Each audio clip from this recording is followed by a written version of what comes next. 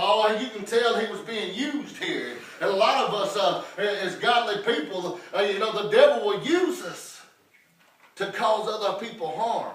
We don't even realize what's going on a lot of times. A lot of times we just feel like we're speaking the truth. But the devil's using us. And listen to what he's saying here. He says, for wrath killeth the foolish man, and envy slayeth the silly.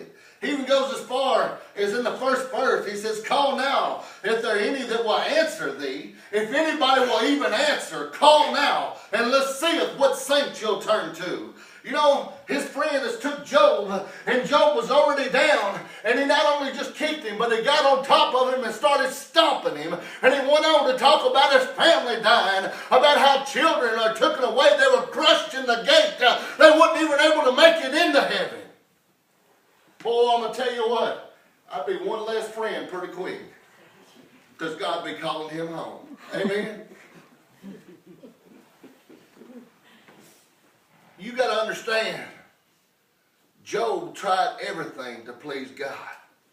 Even in this time, we're going to get to that in a minute, but I feel like I need to go there. Even in the time of trouble, and you got your friend that you depend on. How many of you here has got a good friend that you depend on? Raise your hand. Amen. I'm talking about a physical friend. We know we depend on Jesus. But I'm talking about a friend here upon this earth. Boy, I'm going to tell you what, that one friend that you can pick up that old telephone and call up and say, brother, sister, whoever, I need you. And you'll hear rubber burning on the way to the house. Boy, I'm going to tell you what, that one friend, you can count on. What would you do if they talked to you the way that Job's friend talked to him? Well, it'd be hard on you, wouldn't it? Your heart's destroyed. And he comes up and he just keeps throwing it up in your face. Throwing it up in your face. Let's listen to that last verse I read one last time here. It said, although affliction cometh not forth of the dust, neither doeth trouble spring out of the ground. He's going another step. He just keeps digging deeper, boy. I'm telling you, he don't put the shovel up and got the backhoe out. He's getting in deep. And he's telling me, he says, look, he said, trouble just don't come out of nowhere. It don't just spring it forth out of the ground. You have had to do something to cause the affliction that is upon you. That's what he's telling him. He said, you've had to do something. It don't matter the good things you've done. It don't matter all the blessings that you've done to the community, the way that you serve God. You've had to fall short somewheres and cause these things to come into your life and just completely destroy it as you know it. That's what he's telling him. I'm going to tell you right now, we go back to the story. He didn't choose for these things to come into his life, but God so chose to let these things come in. Why? Because he knew that he was strong enough to face the trials that were coming his way. He knew that he would not curse him. He knew that he would stand his ground with God, and that he would also defeat the devil by the works of Job. Amen? Amen. There's a battle going on that our eyes can't see. Oh, the Bible teaches we battle against darkness, principalities of darkness, not against flesh. I'm going to tell you what, there's battles that's going on in our lives that we can't see with our eyes. And I'm going to tell you what, I don't know many preachers anymore that will even preach out of Job. Because as soon as you start preaching out of Job, it seems like your life starts turning. And it's no different from mine. As soon as I started preaching, things started changing in my life. But you know what? I knew that I had to do it because God had directed me in that direction. And if God so chooses to change things in my life, then guess what? He has a purpose. Amen? Amen. Oh, Nelson may not understand. I may not even agree with it. But God knows the end result. And if he knows the end result, that means he knows what's going to happen. That means I need to put my faith and trust in him. Amen? Amen. That's what every one of us needs to do. We got to look at our lives. Look at the things we're going through. Many of us has had an extended period of sickness, right? You got Brother James been sick for quite a while. Miss Penrod, you got Pickle that's had some kind of bronchial pneumonia or whatever it is, but it seems like it's been here ever since fall. Now you got Keaton that's having seizures. You know, you going on and on. You got Brother Glenn that's hard on the works when it wants to, and you got Miss Ann just can't behave. You know, you got all these things that's going on in your life. You got Brother Johnny's blood pressure stays up so high he can't even hardly bend over anymore. But things come into our lives. But it don't mean that it's the end of our lives. That's right. So we got to stay faithful. And we got to continue to call out to God. We got to continue to go forward. Right. We got to continue to say, you know what? The devil may have sent these things, or God may allow these things to come into my life, but He has a purpose for it. And I'm going to focus and try to get to the point to where I understand what God is trying to teach me. Because I'm going to tell you, there is not one thing you'll go through in your life that is not meant as a lesson to you. One thing. Not one thing. It can be good or it can be bad, but everything is a lesson for you.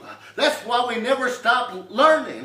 Because until God takes that last breath, that final breath, we're students of the King. The things He teaches us, we're to share with others. Amen. Also, count yourself privileged to go through things that your neighbor may not have to. You know, we don't think about them things, but we've had to go through some stuff. And it's a privilege and an honor that God chose you because He knew that you could handle it. I want to go on here. I know we're getting close in time, but I really want to get to this next section.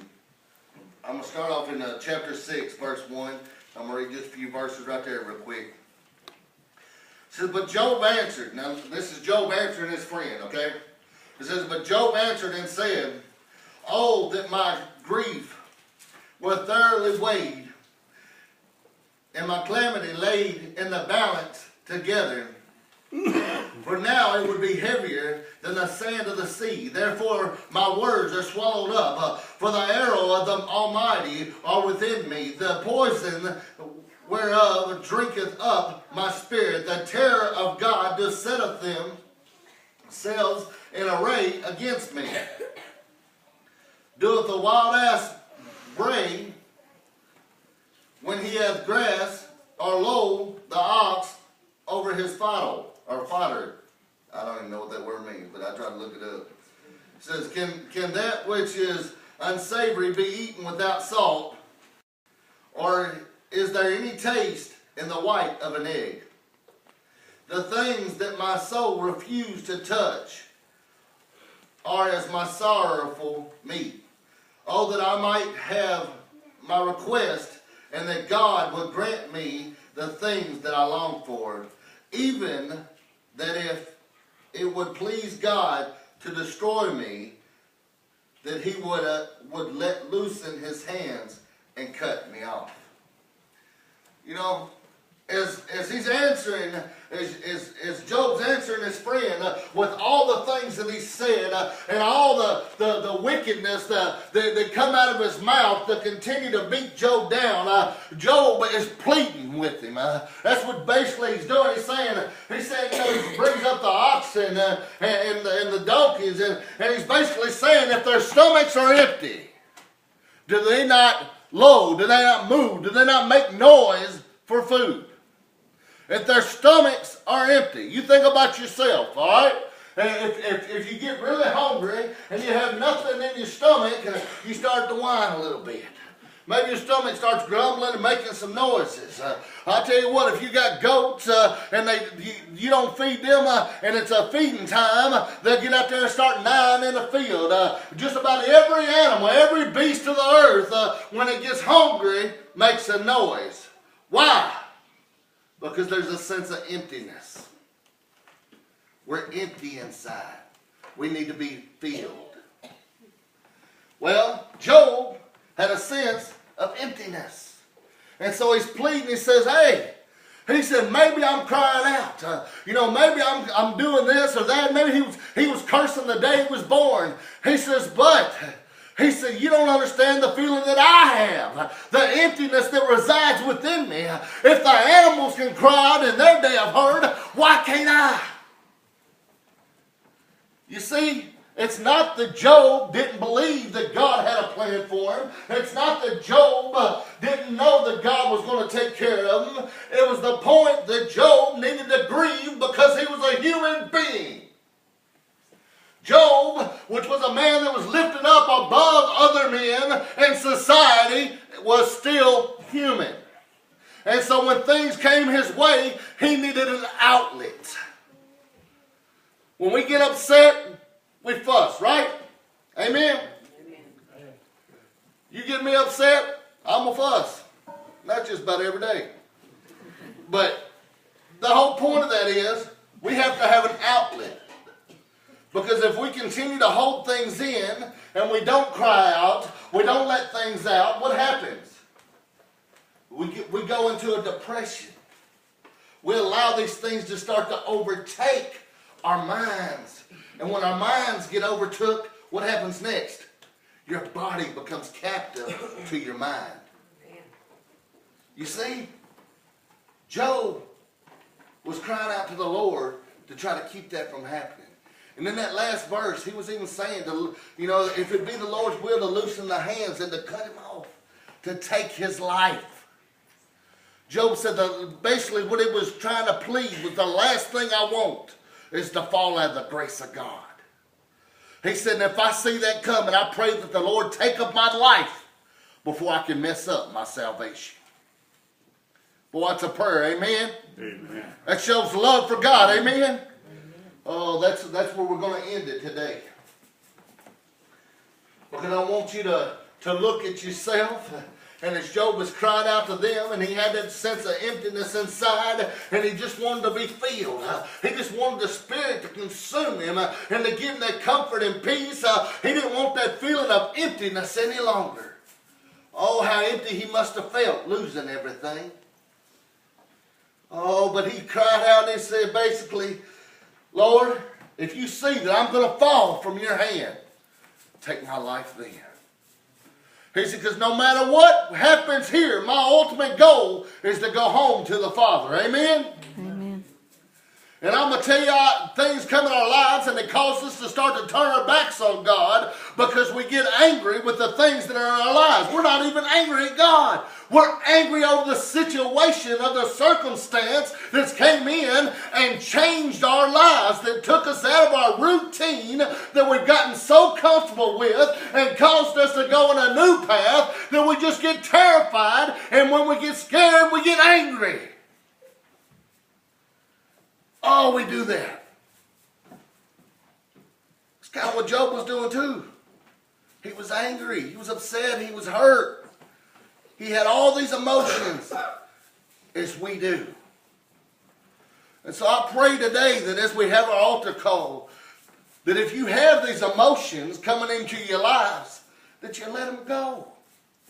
That you call into the one that can fix them, to the one king that can lead us out of the desert and into the promised land.